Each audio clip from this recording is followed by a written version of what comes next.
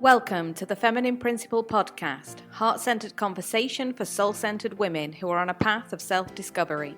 I'm your host, Nicola Lucy, shamanic practitioner, shadow and soul integration coach, and the creatrix behind the Feminine Principle, supporting women to redefine the relationship they have with themselves, others, and Mother Earth through the magic hidden in their unconscious. For more information, please visit thefeminineprinciple.com.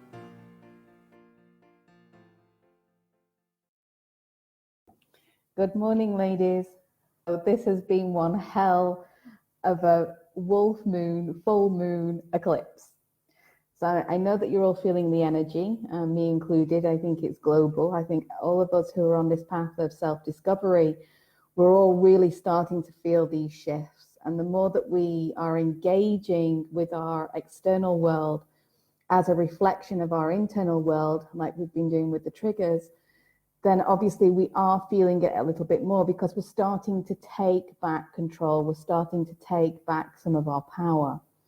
And in that power, we are able to really tune in and see things from a very different perspective. And so basically, this wolf moon, full moon, and what it's been bringing to the surface and what I've seen in my own life, and as a reflection of the collective, is the activation of the victim archetype. Now, this has just completely blown me away because, interestingly, and it's no coincidence that tomorrow evening, where I'm doing an interview with Jessica Dornborg, who is a shamanic evolutionary astrologer. And we're going to be talking and exploring the journey of Persephone and her descent from her mother, Demeter, into the underworld as she was abducted by Hades or Pluto, whichever story you're buying into, you're listening to. But then she's become this victim because she's been abducted, and then she becomes she becomes her sovereign queen, and she then becomes the queen of the underworld. So it's actually quite fascinating that since last week, when I spoke to Jessica originally about this topic, and what we're going to be diving into more in detail tomorrow, is that over the full moon, what was actually coming to the surface for me was this victim archetype. And I used it, which was really quite interesting. I was able to see it through the lens of what was going on in our kind of global media. So I don't know if you've been following the story, but Harry and Meghan, they've decided to opt out of the royal family. So this was really interesting for me because for a girl that really doesn't follow news and events, etc., Brexit kind of passed me by, but this really triggered the shit out of me. And I was like, why is this triggering the shit out of me? I kind of didn't know where I kind of stood within it all. So basically, I could feel all of the judgment and the criticism and the naming and the shaming and, where I was firing that in different directions, depending on which side of the fence I was on. But, I've been conditioned, I've been brought up as a royalist. My mom, she grew up through the war. She's very, very loyal to the royal family. So obviously I've been conditioned into that. So I really kind of felt this effect, but not only on an individual level, but I started to read, which is, again, completely out of character. I was scrolling through Instagram and was reading all of the comments, and I was just really, really shocked by it all. And so I started to feed into this collective energy which was coming forward and reading both sides of the story. And, this is something that I'd actually really like to do a workshop on because I think it's really got a lot of, juicy reflections for us. So basically, as I was going into this and I was looking at my reaction to this world event, which may not be a world event, considering that we've got Australia really on fire. And then we've got, this whole bloody Donald Trump, pushing the button, et cetera, et cetera. So, we've got all these things going on, but these have the impact to really help us to look at where we stand within the collective. And so as I started to read all this information and I started to look at it as a mirror for what was coming forward for me, I really started to see the wolf in sheep's clothing. Now, I wrote a blog post about this. I haven't published it yet, so I'm sharing it with you here. But this was a really interesting concept for me, because what it was showing me was that, so I was looking at Meghan Markle, the wolf in sheep's clothing, how she's come in and she's got away, she's maneuvered her way into the royal family, and then suddenly she's revealed all of her true colors and she's dividing the family, etc., etc. It's all just drama, okay? So let's just make that clear. And I'm not taking a stand. I was just using this as a reflection. So this is what I saw in Meghan Markle, bless her. The wolf in sheep's clothing. So I use that as a mirror to say to myself, okay, this wolf in sheep's clothing, how was that manifested in my life? Because, it's the full moon. Obviously, what is deeply hidden in my own unconscious is coming to the surface with the full moon. And so I tuned into this energy, and I started to see a pattern that I have been manifesting for a number of years now, which is the wounded feminine. So I manifest women into my life who I see as powerful, that are able to stand in their sovereignty. And I manifest these women, and they see something in me, and they want something, they want me to help them, or they want me to do something with them, and then what happens is that when I say yes, because I come to it from a place of inferiority, because I'm looking for the mentor in these women, that the moment that I say yes, I am actually giving my power away, because I sense that I'm inferior to them in some way, shape, or form.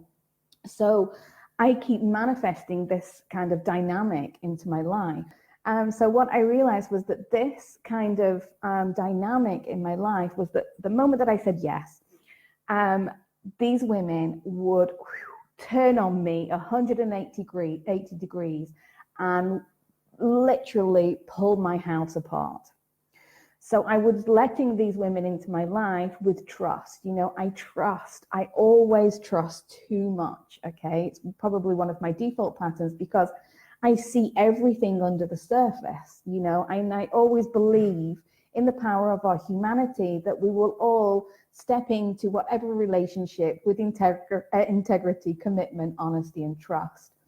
But coming to it from this very naive place and from my own wounding, these women would just really turn on me in such a way which just ripped me open and devastate me and bring the whole house down, and I could never understand why.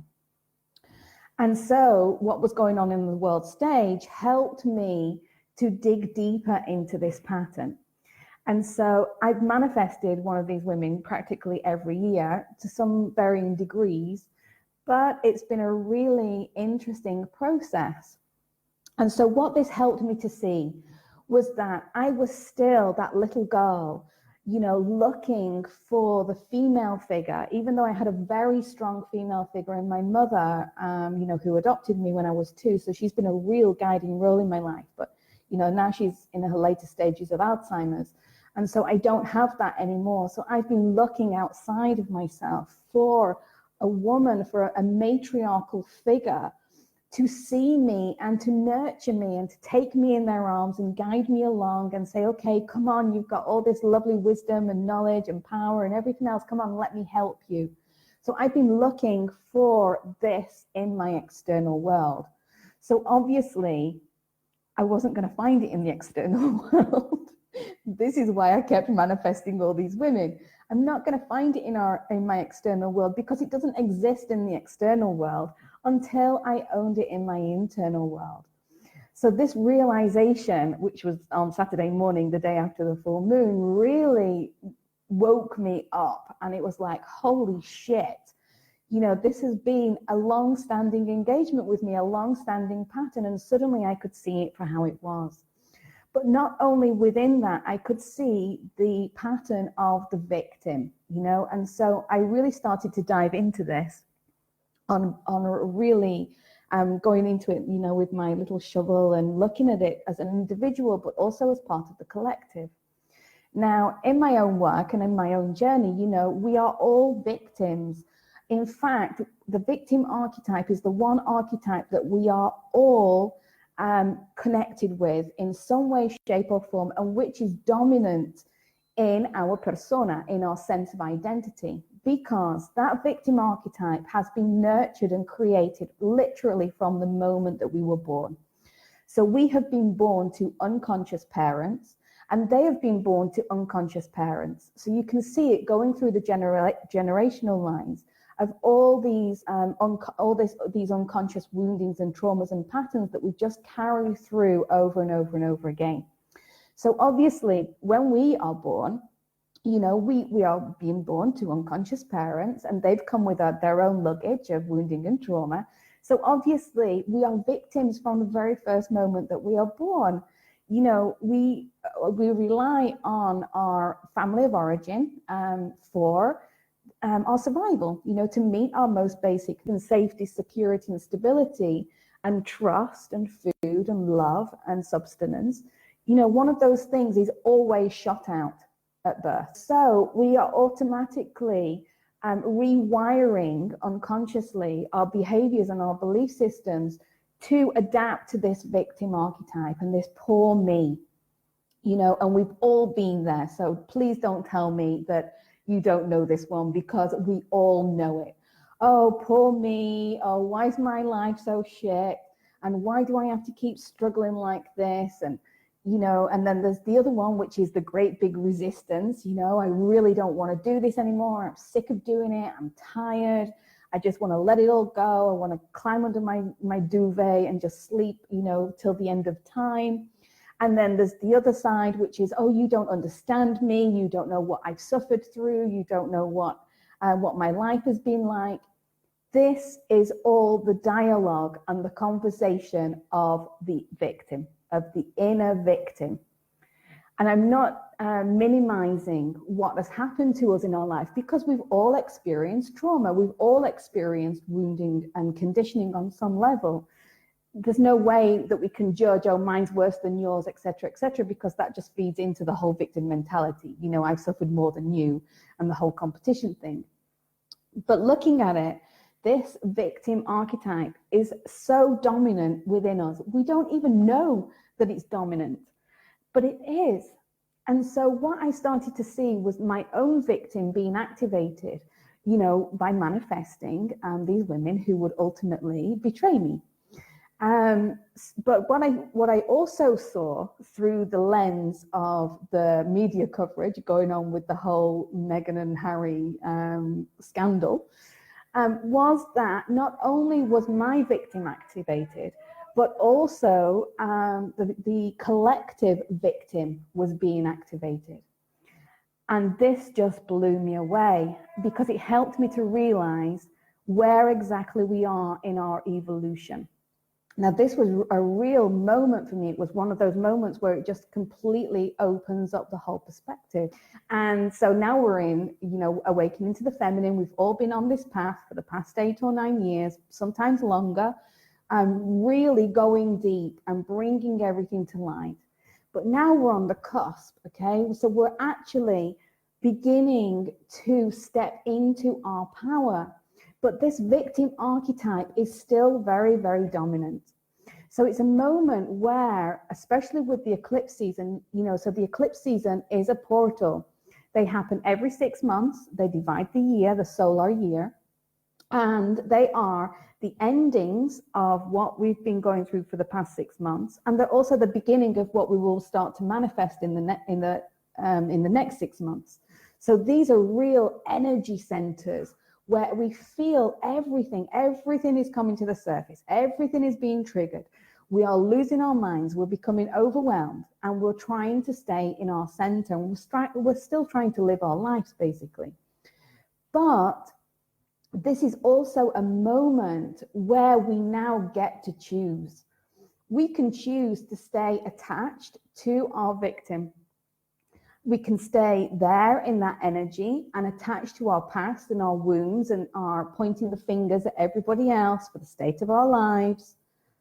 Or we can use this moment to really start stepping into our power as the sovereign queen, as the queen of our own inner kingdom. And to be able to do that, we really need to be able to sit back and witness our victim and how she plays out in our life.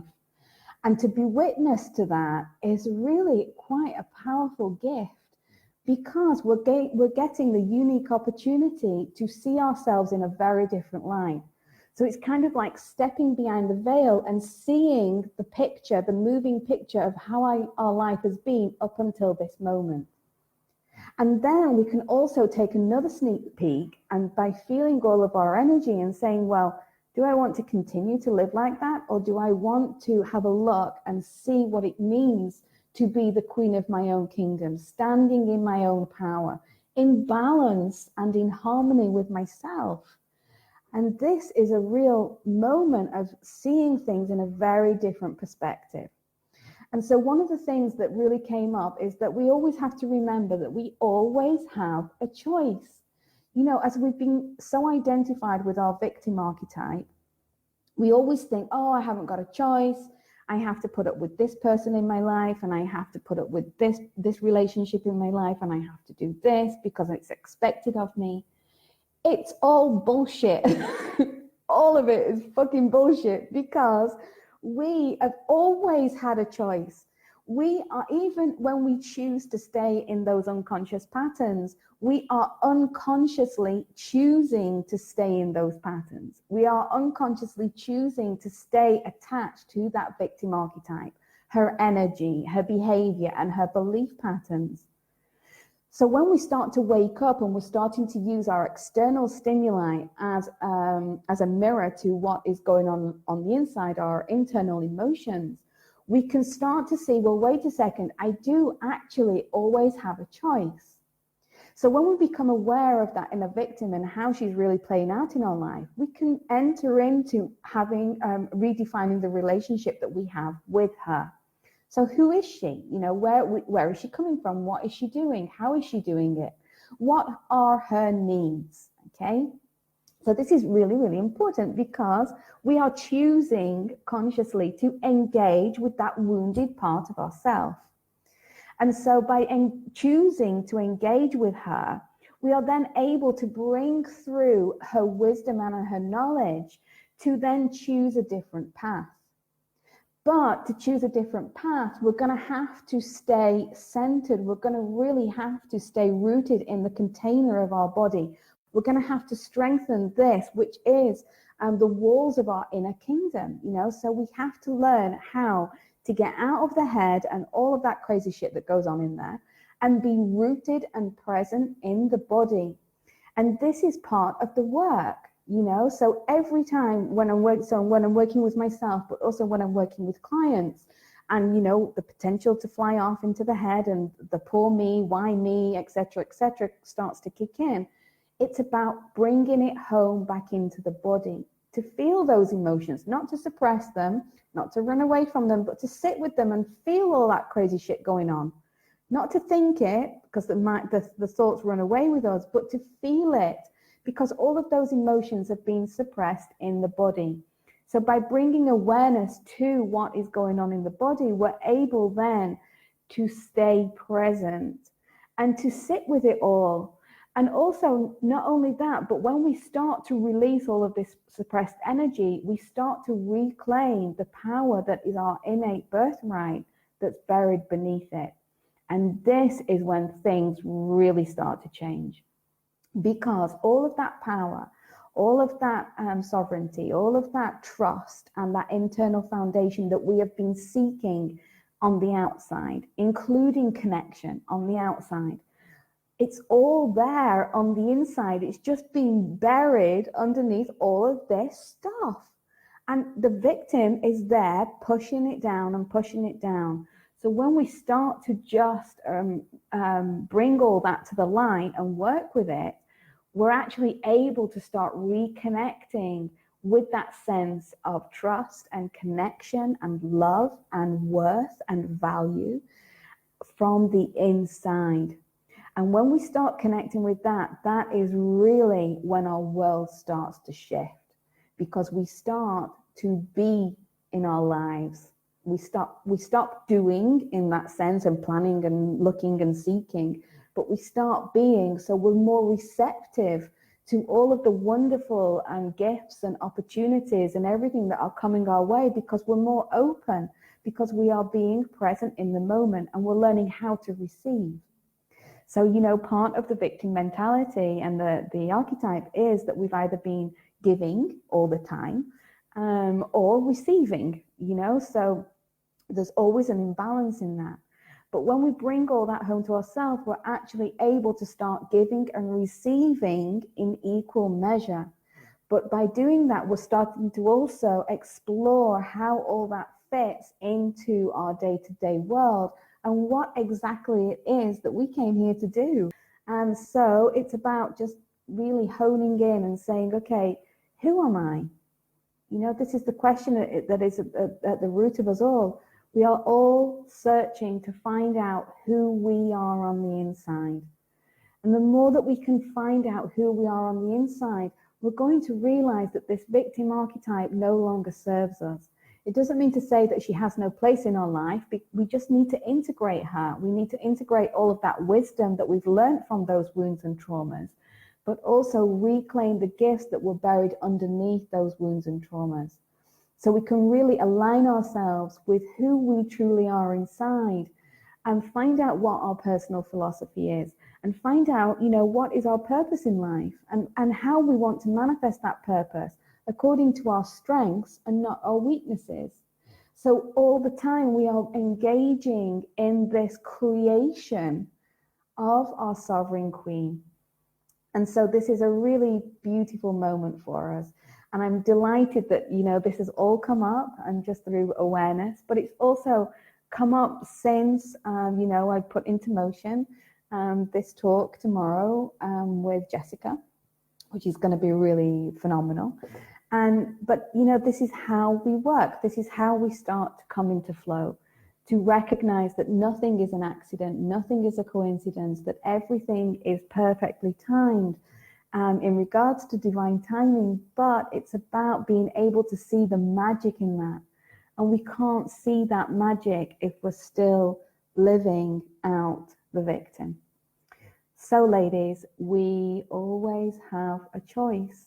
And so I'm curious, what's your choice? Thank you for tuning in to the Feminine Principle podcast. If you have enjoyed listening and received value from this episode, then please consider supporting the work to create a circle of reciprocal generosity. The link is below, with love and gratitude.